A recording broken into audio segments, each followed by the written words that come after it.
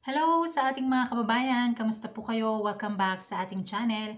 At kung hindi ka pa nakapag-subscribe ay please i-click mo na pa yung subscribe button and bell notification button para updated ka sa mga next videos na i-upload ko.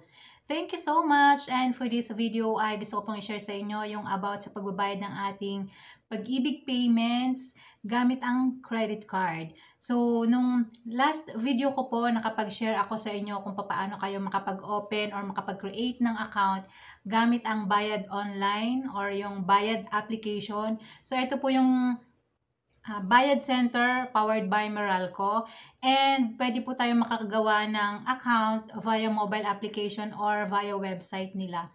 So, etong pagbabayad gamit ng credit card ay kailangan nyo pong mag-register sa website nila. So, bali sa pag-check ko po noong nag-open ako ng account sa mobile application or dun sa bayad app, ay kailangan mong gamitin yung kanilang wallet, e-wallet or yung balance para makapagbayad.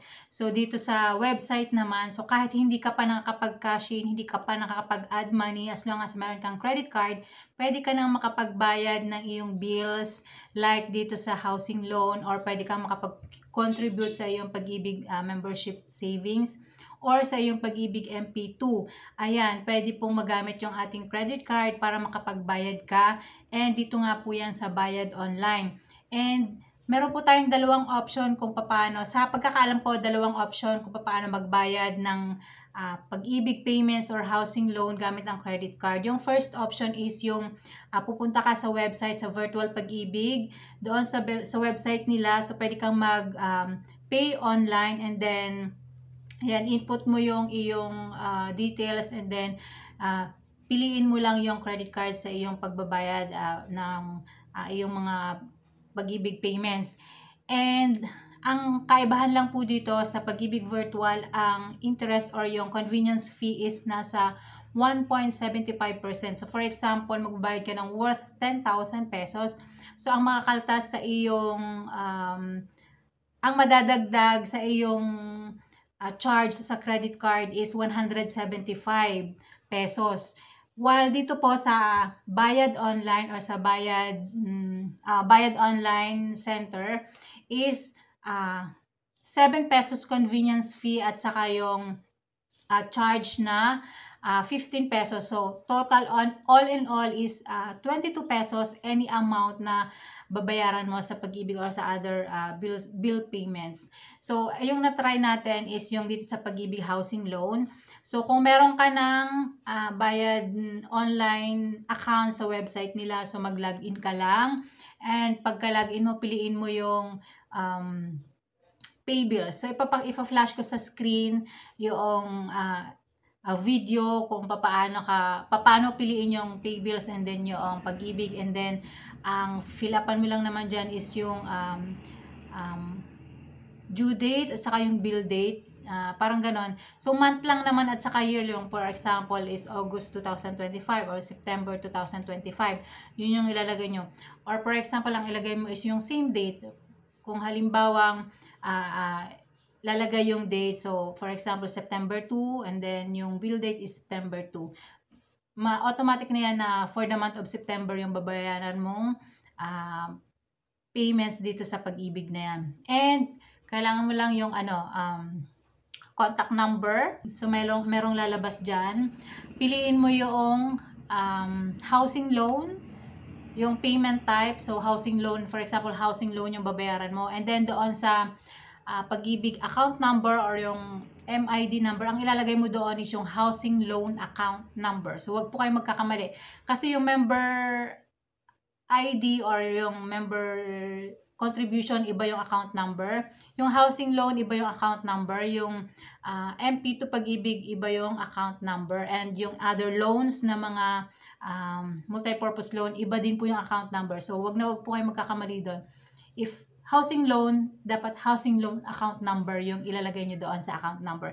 Then, ilagay nyo na yung amount kung magkano yung babayaran nyo. And then, piliin nyo na yung credit card, whether meron kang Visa or Mastercard or JBC, piliin mo yung Visa, and then, input mo yung iyong personal details sa card.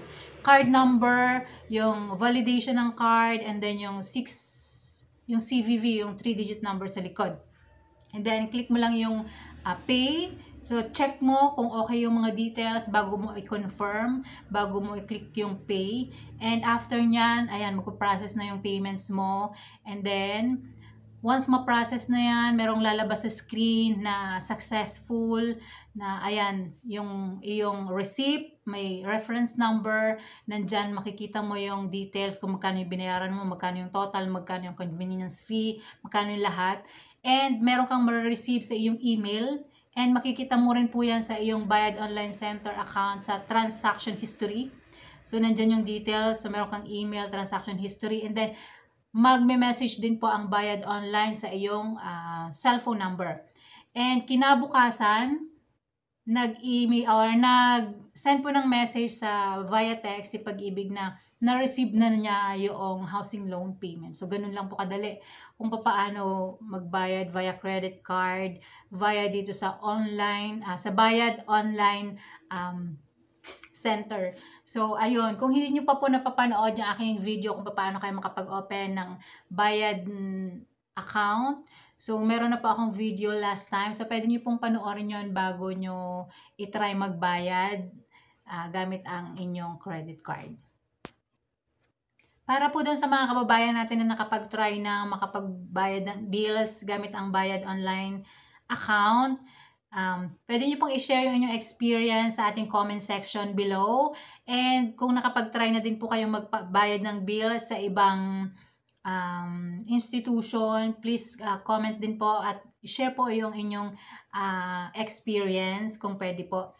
And by the way guys, hindi ko pa natatry na mag-cash in or mag-add money dito sa Bayad Online account. So, next time po, try natin mag-cash in via GCash to online. So, ayan. And para dun sa mga kababayan natin na gusto magkaroon ng extra income, so ayan, yung Bayad Online Center account natin, pwede natin gamitin for send and receive money. So, kailangan nyo lang i-upgrade yung account nyo. So, pwede rin mag-accept kayo ng pay bills dyan sa inyong lugar or kung meron kayong tindahan, additional income po yan sa inyong tindahan.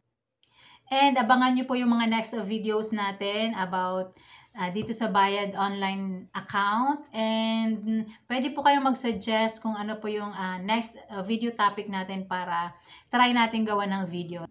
So, sana po ay nakatulong ang video na ito. Thank you so much for watching. At kung hindi ka pa nakapag-subscribe, ay please, i-click mo na po yung subscribe button and bell notification button para updated ka sa mga next videos na i-upload ko. Thank you so much! Bye!